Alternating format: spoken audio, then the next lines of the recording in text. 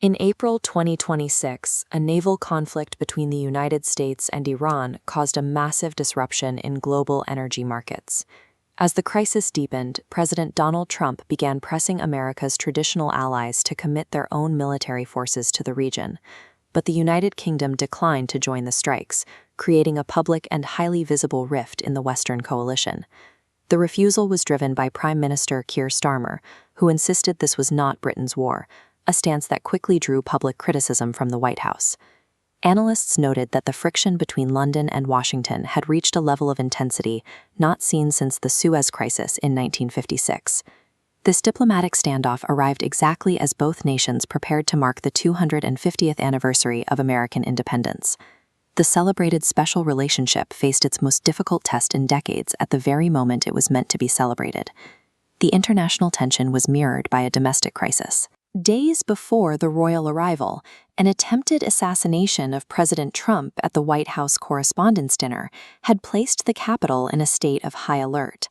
King Charles III and Queen Camilla arrived into a city paralyzed by Secret Service lockdowns and rain-slicked tarmac. The state dinner was no longer a simple ceremony. It became a carefully managed stage where two leaders had to project an image of stability to a nervous public.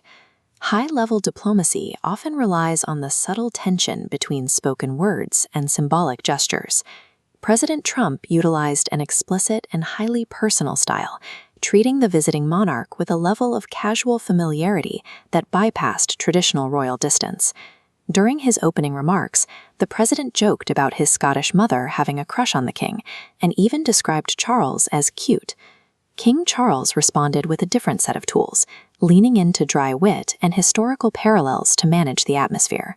He quoted the playwright Oscar Wilde, telling Congress that the two nations had everything in common except their language, using humor to acknowledge their current differences. The king also presented Trump with a bell from the World War II submarine, HMS Trump, adding a playful, disarming quip, "Should you ever need to get hold of us, just give us a ring." These contrasting styles allowed both men to navigate a difficult geopolitical moment without explicitly breaking the rules of statecraft.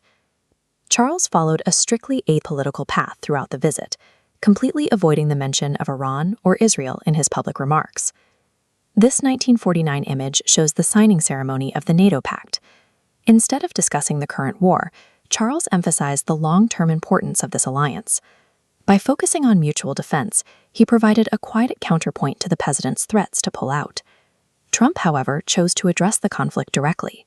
During his toast, he brought up the Iran war to pressure his guest toward a unified front. He told the dinner guests that the king secretly agreed with his military strategy, effectively using the monarch's presence to imply international support. Charles used his address to Congress to comment on the recent assassination attempt, stating firmly that acts of violence would never succeed. Protocol served different ends for both men. Charles used it to maintain his neutrality, while Trump used it to project an image of shared purpose. The 250th anniversary provided a shared vocabulary, but each leader used that history to justify a different path forward. This parchment contains the ancient text of the Magna Carta. Charles used it to trace American checks and balances back to English law, arguing the two nations are most effective as equal partners. He warned Congress against isolationism, advocating they remain globally engaged. President Trump presented a counter-narrative, framing British history primarily as the starting point for American exceptionalism.